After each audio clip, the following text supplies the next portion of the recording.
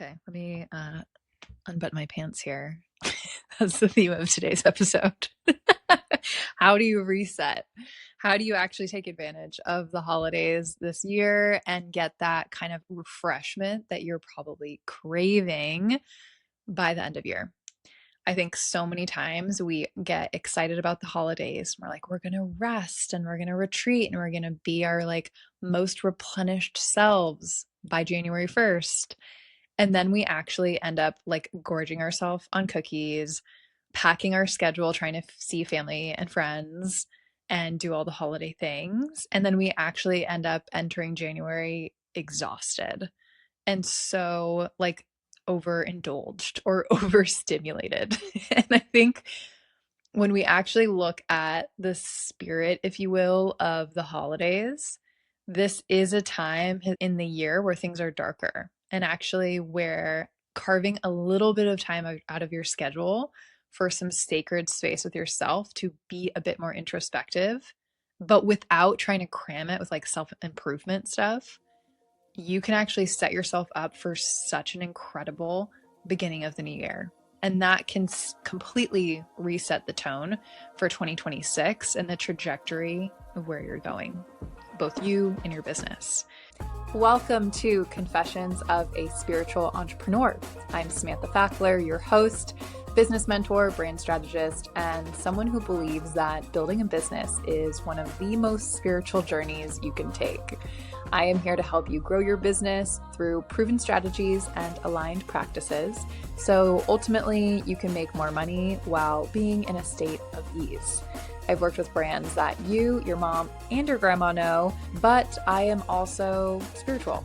I love astrology, I keep crystals in my desk, and I'm a Reiki master, so I bring an extra little flavor to this conversation. Let's get into it. I would say last year I was able to do this, and this year I'm doing it a little bit differently because I want to have fun with it. And I think something that I learned this year is very much the sacredness, the connection within creativity, and the magic that can happen when you clear out some space to just be. Not to do, not to get things done, not to read 100 different books, unless you genuinely get excited about reading every single one of those 100 books. But what can happen when we do this? When I've done this in the past, it has looked like creating space for an afternoon to just hang out in one of the rooms in my house and see what happens. Maybe I start to play piano. Maybe I meditate and then kind of connect with my guides and higher self and receive some messages. Maybe it's just kind of being there, practicing mindfulness, not really meditating, but just looking around, observing things, observing my body, just noticing what's there without judgment. And then other times it's like, hey, I'm going to go cook something really big that's going to take me 4 hours, like a pie. Or this year I'm thinking of tackling a homemade gingerbread house where I make everything from scratch. And I'm not a baker, so that's quite an undertaking to even think about. But when we do these types of things, we are stopping our brain from being stimulated and forcing it to think about certain things. And instead, we're very much in the present. And when we do this energetically, we are actively removing distractions and we are opening up space to see what might come up. And when we do this, prepare to be shocked. Okay, so why I talk about this is because I've also recently been studying tarot. I know some people get all their panties in a twist thinking about tarot because tarot has different cards in it, like death and the devil, that can seem ominous, but those cards actually do not mean those things. Tarot as a deck is very much a progression and it is a beautiful story. And there are really gorgeous lessons within it. And it is not something that's going to foretell doom and gloom, which I think is what people are most afraid of. It is simply a tool for looking at, hey, what am I supposed to be learning right now? And within this study, what I have recently come to love is the card of the high priestess. The card of the high priestess says, hey, I think right now is a chance for you to shut off the distractions, to be with yourself, and to connect to kind of your higher self.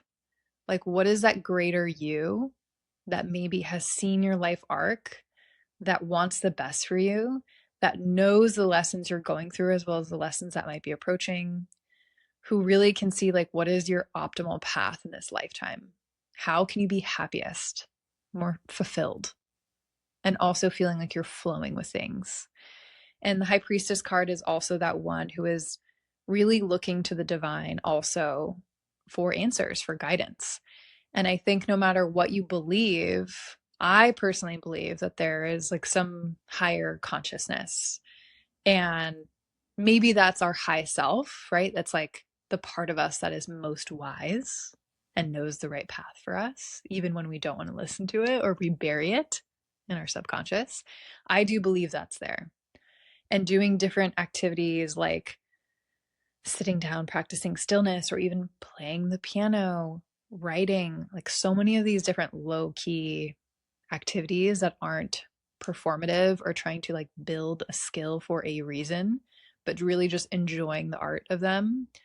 That allows me to receive really important messages that end up reshaping my decisions and how I move through the world. And so when I think of this time of the holidays coming up, if I really want to reset and if I really want to feel replenished and like I'm starting January from a super clear space, both mentally, physically, emotionally, and energetically, this is the space that I am going to cultivate in the little pockets of time that I can. Some of you might have a whole day where you can carve out, just be with yourself and kind of be in this creative space, see what happens, play, enjoy the space, enjoy the stillness, enjoy maybe not having any music or any sound. Or maybe you enjoy music purely to enjoy it. You listen to an album without doing anything else, right? Just how can you create this sacred kind of environment? Because it can look all different ways. You can cook a gingerbread house and make it sacred. You can light candles and incense and meditate or channel or whatever it is that you do, and that can also be sacred. There is such a wide range. And so, again, what I find with people is when they fill up their calendars and they don't prep for this time, they lose the opportunity for it. And then all of a sudden it's January, you're working again, you're in the hustle and grind. And then you might have a time through the year where you wake up and you're like, hold the phone. I'm exhausted. I don't even know if I'm doing all the right things or if this is the right direction, even if I felt super aligned for the longest time.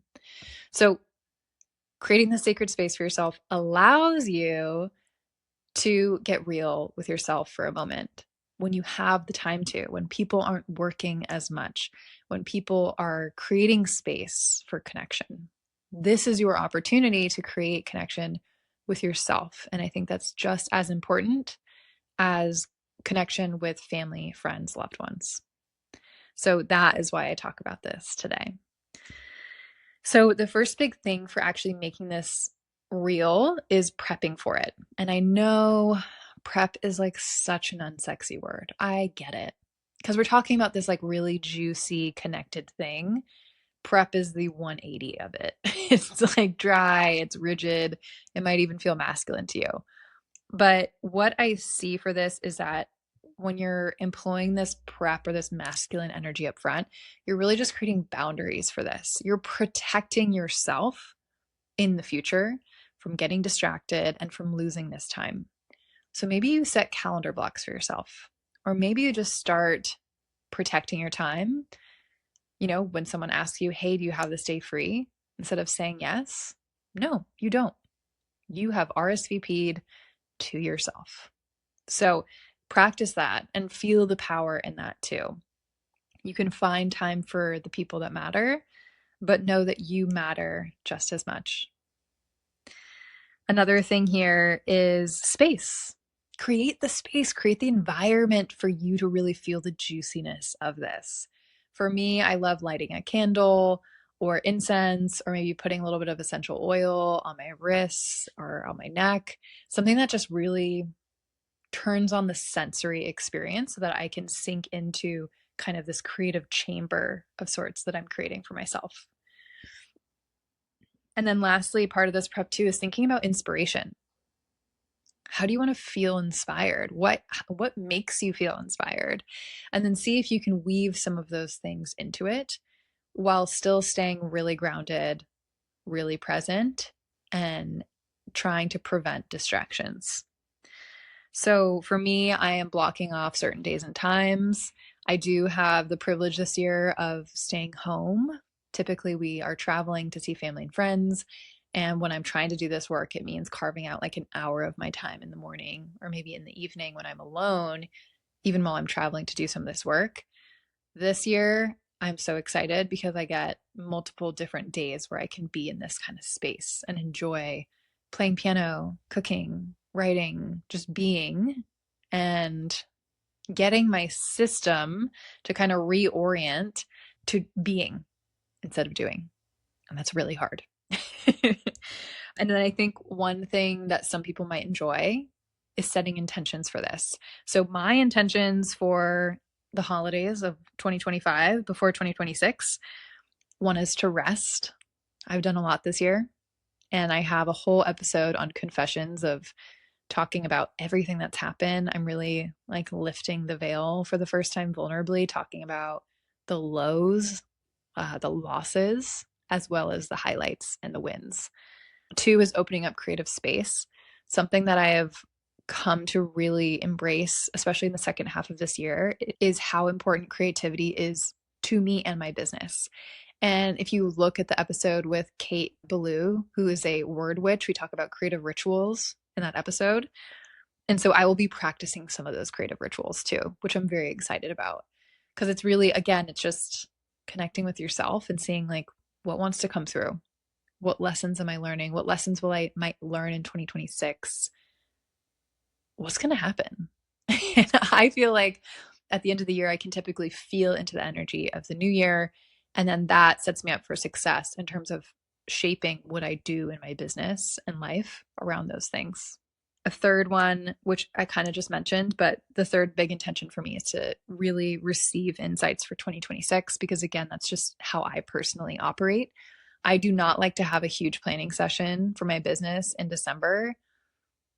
I like to feel into the new year. I like to check in with astrology. I like to like kind of reorient myself with my human design to look at, okay, what are the transits of this next year? And then how does that jive with my own astrology and what might be happening?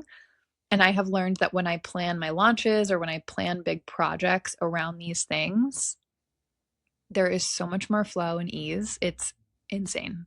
I have planned cross-country moves with astrology. I've planned things with my business with astrology. And so that is my personal method, and I love it.